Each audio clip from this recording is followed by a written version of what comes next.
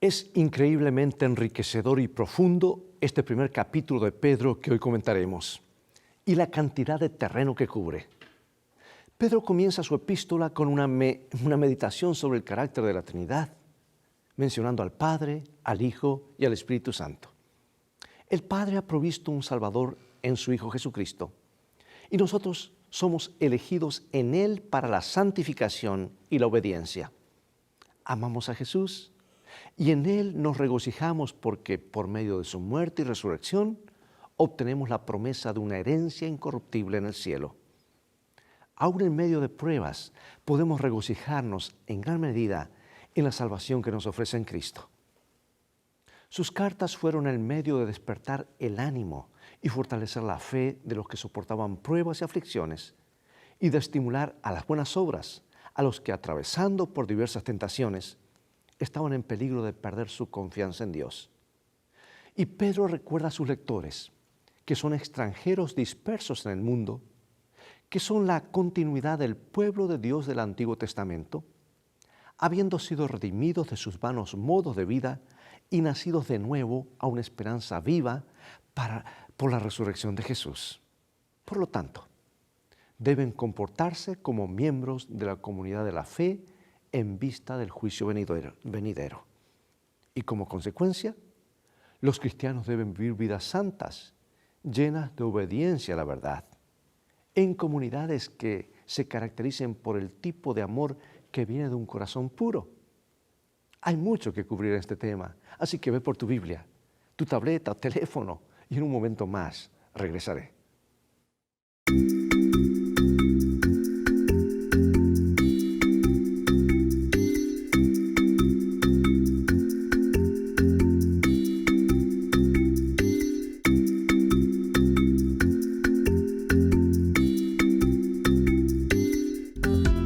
Lecciones de vida, un estudio semanal de las lecciones de la Escuela Sabática. Nuestro texto bíblico inicial lo encontramos en 1 San Pedro 1:22 y dice: habiendo purificado vuestras almas por la obediencia a la verdad, mediante el Espíritu, para el amor fraternal no fingido, amaos unos a otros entrañablemente de corazón puro. Cada vez que uno estudia la Biblia, sobre todo centrándose en un libro o una sección de un libro, se tiene que contestar una serie de preguntas, si es posible. Primero, sería bueno saber quién era el destinatario. Segundo, tal vez aún más importante, sería bueno saber cuál era el motivo exacto de la escritura. ¿Cuál era el tema en particular, si lo hay, que el autor quería abordar? Como la carta de Pablo a los Gálatas sobre los errores teológicos que se estaban enseñando acerca de la salvación y la ley. Como sabemos, gran parte del Nuevo Testamento fue escrito en forma de epístolas o cartas, y la gente suele escribir cartas a fin de transmitir mensajes específicos a los destinatarios. En otras palabras, mientras leemos los escritos de Pedro, sería bueno saber el contexto histórico de sus cartas. ¿Qué estaba diciendo y por qué? Y por supuesto, lo más importante de todo, ¿qué mensajes podemos nosotros, para quienes también bajo la inspiración fue escrito, tomar de ellos o tomar de estos mensajes? Y como veremos a continuación, incluso en los primeros versículos, Pedro tiene una gran cantidad de verdad importante para revelarnos hoy, a siglos de distancia de cuando escribió. Porque los principios que Dios inspira y revela nunca caducan. Si te entregaran un pedazo de papel que iniciara con un estimado señor, te darías cuenta de que estabas leyendo una carta, ¿no es cierto? Y podrías suponer que la carta viene de alguien que probablemente no esté cercano a ti. Así como las cartas modernas tienen un formato estándar para empezar, también lo tienen las cartas antiguas. Primera de Pedro comienza como cualquier carta antigua lo haría. Identifica al autor y a los destinatarios. Observa, 1 Pedro 1:1. Dice: Pedro, apóstol de Jesucristo, a los expatriados de la dispersión en el Ponto, Galacia, Capadocia, Asia y Bitinia. O sea que Pedro se identifica claramente a sí mismo. Su nombre es la primera palabra en la carta. Pero se define inmediatamente a sí mismo como apóstol de Jesucristo, así como Pablo lo hacía a menudo. Pedro de inmediato establece sus credenciales haciendo hincapié en su vocación divina, en su llamado. Él era un apóstol, que quiere decir uno enviado. Y el que lo envió no era otro sino el Señor Jesucristo. Y Pedro identifica las regiones a las que su carta fue dirigida: Ponto, Galacia, Capadocia, Asia y Bitinia. Todas estas son regiones de Asia Menor, equivalentes a la región de Turquía moderna, al este del Bósforo. Sí, yo sé que existe un debate acerca de si Pedro se estaba dirigiendo a los creyentes judíos o a los creyentes gentiles. Algunos comentaristas sostienen que se dirige a los gentiles convertidos al cristianismo más que a los judíos.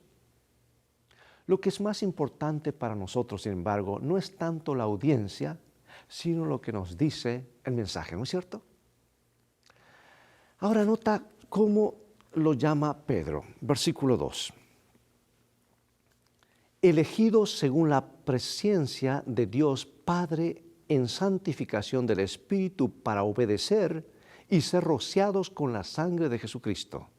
Gracia y paz os sean multiplicadas. Qué hermosas palabras y cuánto contienen. Y qué alto llamamiento.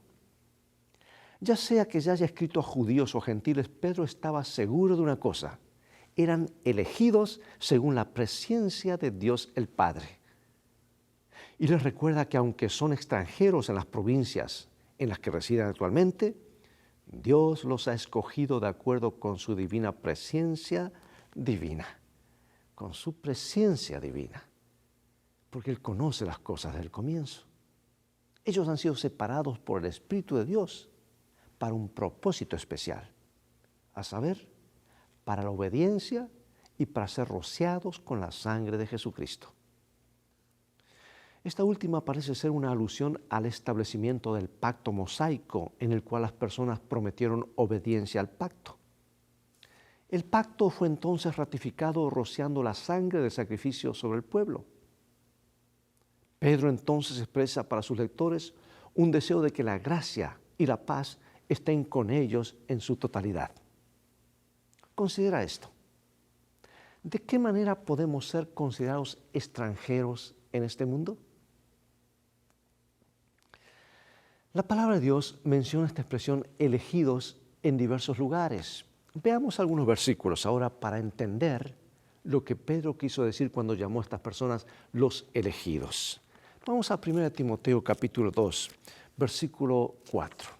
Dice: el cual quiere que todos los hombres sean salvos y vengan al conocimiento de la verdad. Ahora vamos a 2 San Pedro capítulo 3, versículo 9. El Señor no retarda su promesa, según algunos la tienen por tardanza, sino que es paciente para con nosotros, no queriendo que ninguno perezca, sino que todos procedan al arrepentimiento. Y ahora el conocido versículo, vamos a repetirlo de memoria, San Juan 3:16. Porque de tal manera amó Dios al mundo, que ha dado a su Hijo unigénito, para que todo aquel que en él cree no se pierda, mas tenga vida eterna. Y Ezequiel capítulo 33, versículo 11, dice: diles, vivo yo, dice Jehová el Señor, que no quiero la muerte del impío, sino que vuelva el impío de su camino y que viva. Volveos de vuestros malos caminos, ¿por qué moriréis, oh casa de Israel? La Escritura deja claro que era el plan de Dios que todos los hombres se salven. Un plan instituido en su favor, incluso antes de la creación de la tierra. Según nos escogió, dice Efesios, antes de la fundación del mundo. Todos son escogidos en el sentido de que el propósito original de Dios era que todos se salven y que nadie se pierda. Él predestinó, por decir así, a toda la humanidad para la vida eterna. O nos creó para vivir. Esto significa que el plan de salvación era adecuado para que todos fueran incluidos en la expiación, aunque no todo el mundo aceptaría lo que la expiación les ofrecía. El conocimiento previo de Dios es simplemente su saber de antemano cuál será la decisión de los humanos en cuanto a la salvación. Y este conocimiento de ningún modo altera nuestra elección, como tampoco altera el conocimiento de una madre que sabe de antemano que su hijo va a elegir la torta de chocolate o el pastel de chocolate en vez de las judías verdes. Su conocimiento no obligará al niño a hacer su elección. Pregunto, ¿tienes la seguridad que Dios te ha escogido para ser salvo? Mira estos versículos y concéntrate en el mensaje que hay en ellos. Son varios, sígueme en la lectura. Primera de San Pedro, capítulo 1, versículos 3 al 12. Así se expresa el apóstol. Bendito el Dios y Padre de nuestro Señor Jesucristo, que según su grande misericordia nos hizo renacer para una esperanza viva por la resurrección de Jesucristo de los muertos, para una herencia incorruptible, incontaminada e inmarcesible, reservada en los cielos para vosotros, que sois guardados por el poder de Dios mediante la fe para alcanzar la salvación que está preparada para ser manifestada en el tiempo postrero, en lo cual vosotros os alegráis, aunque ahora por un poco de tiempo, si es necesario, tengáis que ser afligidos en diversas pruebas, para que sometida a prueba vuestra fe, mucho más preciosa que el oro, el cual aunque perecedero se prueba con fuego, sea hallada en alabanza, gloria y honra cuando sea manifestado Jesucristo, a quien amáis sin haberle visto, en quien creyendo, aunque ahora no lo veáis, os alegráis con gozo inefable y glorioso, obteniendo el fin de vuestra fe, que es la salvación de vuestras almas. Los profetas que profetizaron de la gracia destinada a vosotros, inquirieron y diligentemente indagaron acerca de esta salvación, escudriñando qué personas y qué tiempo indicaba el Espíritu de Cristo que estaba en ellos, el cual anunciaba de antemano los sufrimientos de Cristo y las glorias que vendrían tras ellos. A esto se les reveló que no para sí mismos, sino para nosotros, administraban las cosas que ahora son anunciadas por los que os han predicado el Evangelio por el Espíritu Santo enviado del cielo, cosas en las cuales anhelan mirar los ángeles. ¡Qué profundidad! Y mientras él escribe sobre el Padre, el Hijo y la obra del Espíritu Santo, ahora Pedro introduce a muchos de los temas que tocará más adelante. Los cristianos, Pedro comienza, han renacido. Sus vidas han sido transformadas por la resurrección de Jesús y la herencia extraordinaria que les espera a los cristianos en el cielo. Aquí, como en tantos otros lugares del Nuevo Testamento, la resurrección de Cristo es la clave de la esperanza cristiana. Por la misericordia de Dios, hemos recibido un nuevo nacimiento, a una nueva esperanza viva a través de la resurrección de Jesucristo de entre los muertos. Y esta esperanza nos promete una herencia imperecedera, inmaculada e inmarcesible. Dios la ha reservado en el cielo para nosotros, que hemos sido preservados por su poder, por medio de la fe, para una salvación que pronto será revelada en el regreso de Cristo. Encontramos una gran alegría en esta esperanza, incluso cuando experimentamos pruebas. En otras palabras, la nueva vida comienza con una nueva concepción. Esta vida viene de la misericordia de Dios para los pecadores no merecedores. Y el resultado para el creyente es una esperanza viva que deriva de la propia resurrección de los muertos. Esta esperanza está fundada en una herencia que está reservada en el cielo para aquellos que están protegidos por el poder de Dios a través de la fe. Y esto culmina en una salvación que está lista para ser revelada en el regreso de Cristo en el último día. Tal esperanza, amigo y amiga, producen alegría en el creyente, a pesar de las pruebas que pusieron su fe a gran prueba, y yo diría en el horno de la aflicción, pero resultarán en alabanza, gloria y honor cuando Jesús se ha revelado. El gozo indescriptible es la experiencia de todos los que alcanzarán el objetivo de su fe, que es la salvación de sus almas.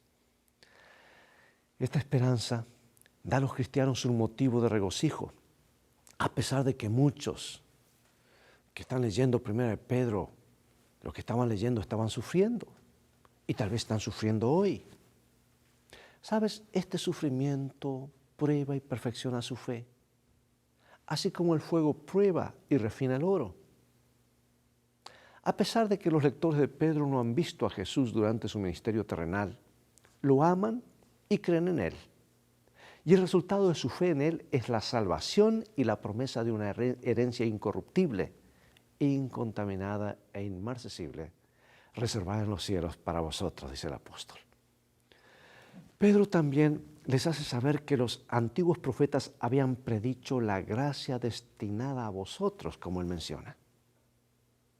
Porque los profetas del Antiguo Testamento inquirieron y diligentemente indagaron acerca de la salvación que estas personas estaban experimentando ahora en Jesús. Mientras padecen persecución por su fe, Pedro señala que son parte de un conflicto más amplio entre el bien y el mal. Al final, él está tratando de ayudarles a mantenerse fieles a la verdad, aún en medio de las pruebas. Y el apóstol dice que hay una herencia reservada en los cielos para vosotros. Amigo y amiga, esas palabras son para ti, son para mí. Piensa esto a nivel personal. Hay un lugar específico en los cielos reservado para ti personalmente. ¿Cómo debes de responder personalmente a esta maravillosa promesa? Tú eres alguien especial para Jesús. Él te ama más de lo que puedes imaginar. Tú y yo fuimos hechos únicos. Es como si Dios te hizo y rompió el molde. Hay algunas personas que te pueden decir que no eres nadie. Y lo dicen. ¿Sabes por qué lo dicen? Porque no han hecho nada por ti. Pero yo conozco a uno que ha hecho muchísimo, incluso dio su vida. Es por eso, amigo y amiga, si alguien se pierde, Dios no lo permita, por no aceptar el regalo de la salvación, habrá quedado un espacio vacío en el cielo que fue hecho únicamente para ti. Pasemos a ver ahora cómo vivir y experimentar esta vida de salvación y qué debe motivar nuestro comportamiento cristiano. Vamos al capítulo 1, versículos 13 al 21 de la carta de San Pedro, primera carta. Por lo tanto, ceñid los lomos de vuestro entendimiento, sed sobrios y esperad por completo en la gracia que os traerá cuando Jesucristo sea manifestado. Como hijos obedientes, no os conforméis a los deseos que antes teníais estando en vuestra ignorancia, sino como aquel que os llamó es santo, sed también vosotros santos en toda vuestra manera de vivir, porque escrito está, sed santos, porque yo soy santo.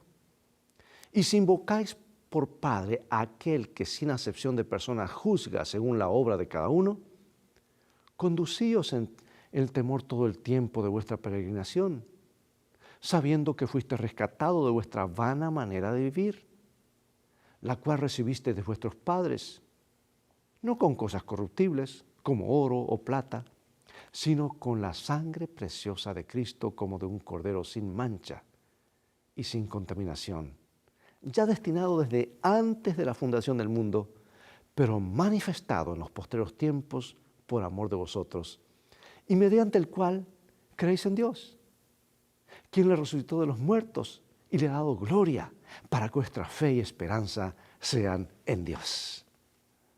Las palabras, por tanto, que comienzan aquí en 1 Pedro 1:13, revelan que lo que Pedro está a punto de decir a continuación surge de lo que acabó de decir. Pedro estaba hablando de la gracia de Dios y la esperanza que los cristianos tienen en Jesucristo. Y como resultado de esa gracia y esperanza, ahora Pedro los exhorta a sus lectores a ceñir los lomos de su entendimiento. Es decir, como respuesta a la salvación que tienen en Jesús, deben preparar sus mentes para mantenerse firmes y fieles. Ahora, ¿qué significa esperad por completo en la gracia revelada en Jesús? Sin lugar a dudas, Pedro les dice, su esperanza descansa solo en Jesús. Pero a continuación enfatiza que se espera un cierto nivel de comportamiento de parte de los cristianos como consecuencia de su salvación.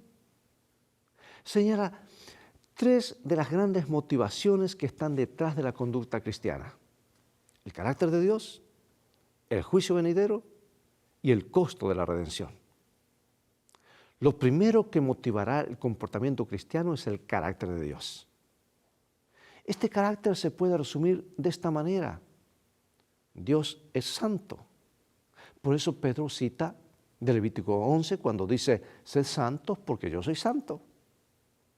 Por lo tanto, los que siguen a Jesús también deben ser santos. Y una segunda motivación para la conducta cristiana se encuentra en la comprensión de que Dios, que es santo, juzgará a todos con imparcialidad según nuestras obras. Y hay una tercera motivación que surge de la gran verdad, que los cristianos son redimidos. Esto significa que han sido comprados por precio, un precio muy alto, la sangre preciosa de Cristo. Y Pedro establece que la muerte de Cristo no fue un accidente histórico, sino algo establecido aún antes de la fundación del mundo. Pregunto, amigo y amiga, ¿qué te motiva a ti ser un cristiano? ¿Qué contestarías? ¿Y por qué alguien que te preguntara, ¿por qué eres cristiano? Y a continuación, Pedro conduce a los cristianos a la máxima expresión de lo que será vivir una vida santa y fiel, esto es, amarnos unos a otros. Voy al capítulo 1, versículos 22 al 25. Habiendo purificado vuestras almas por la obediencia a la verdad, mediante el Espíritu, para el amor fraternal no fingido, amaos unos a otros entrañablemente, de corazón puro, siendo renacidos no de simiente corruptible, sino de incorruptible, por la palabra de Dios que vive y permanece para siempre. Porque toda carne es como hierba y toda la gloria del hombre como flor de la hierba. La hierba se seca y la flor se cae, mas la palabra del Señor permanece para siempre. Y esta es la palabra que por el Evangelio os ha sido anunciada.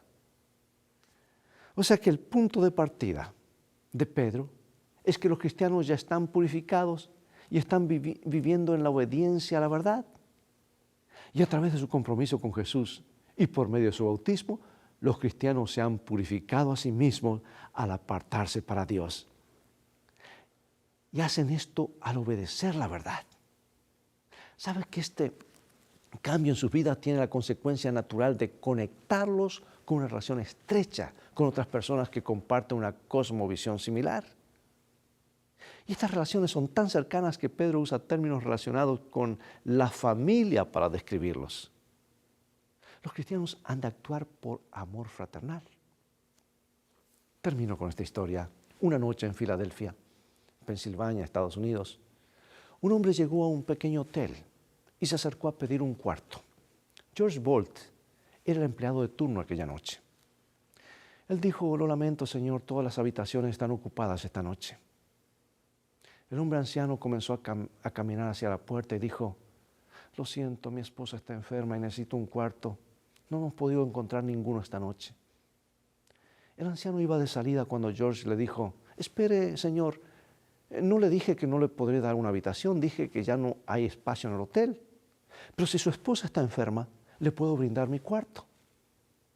Yo puedo dormir en una de estas sillas cuando termine mi turno. Le puedo ceder mi habitación, sígame. Él llevó a la pareja a su propia habitación para que se sientan cómodos. Y el pobre hombre casi no pudo dormir aquella noche. Temprano por la mañana llamó al dueño del hotel y le dijo, soy John Jacob Astor. ¿Tiene un empleado llamado George que estuvo de turno anoche? Sí, su nombre es George Bolt. ¿Qué necesita? Bueno, es que voy a construir el hotel más grande de América y quiero que ese joven sea el gerente de mi negocio. Por años he pasado buscando a alguien como él que sea amable con los extraños. Así que John Jacob Astor construyó el Waldorf Astoria y George se hizo el gerente del hotel más famoso de América por 40 años porque puso en práctica la bondad. El ejemplo de George Bolt se puede repetir varias veces en la vida de los cristianos, porque la bondad es el resultado de algo que Dios a través de su Espíritu ejecuta en el corazón que lo permite. En un mundo agitado, la bondad, la gentileza, el amor por los demás es como un oasis que refresca a quienes nos rodean. ¿No crees que el propósito de Dios es que su iglesia sea el centro de cortesía, bondad, comprensión y amor? La verdad no es solo una creencia, debe vivirse. Y ahora quiero cerrar con algunas preguntas de reflexión muy cortas. ¿Cómo podemos aprender a ser más amorosos? ¿Qué tipo de decisiones debemos tomar a fin de ser capaces de manifestar el tipo de amor que nace de un corazón puro? ¿Qué nos motiva a ser cristianos? Pedro habla aquí claramente. ¿Qué es lo que te motiva a ti? ¿Qué es lo que me motiva a mí? ¿Qué hay en la resurrección que es tan crucial para nuestra fe? Mucho más podríamos hablar en esta hora. Pero no puedo dejar de mencionar que el libro de Daniel también lo menciona. Piensa que todas las cosas esta vida se van a desvanecer, van a ser destruidas en un instante. ¿Y en qué quedará todo? ¿Cuál es nuestra herencia cuando todo esto ya se ha hecho cenizas? ¿Cómo puede crecer nuestra fe en medio de las pruebas? ¿Qué decisiones tenemos que tomar ahora, antes que sea demasiado tarde? Amigo, amiga, Dios dejó estas cartas con un propósito, para que sea nuestra guía, nuestra orientación, nuestro GPS. ¿No quisieras alistarte para recibir esta herencia incorruptible? Acompáñame en oración. Padre Celestial, gracias por tu palabra, que viene con un mensaje del corazón de Dios a nuestro corazón. Son nuestra guía. Queremos poner nuestra vida en armonía con tu palabra. Ser personas amables, verdaderos cristianos, en el nombre de Jesús. Amén. Amigos y amigas, todo el tiempo que tenemos por hoy. Y ha llegado el momento de despedirnos. Y será hasta el próximo programa de la serie Lecciones de Vida. Dios te bendiga y te guarde. Y recuerda, tú vales mucho, muchísimo para Jesús. Él te ama más de lo que tú y yo podemos imaginar.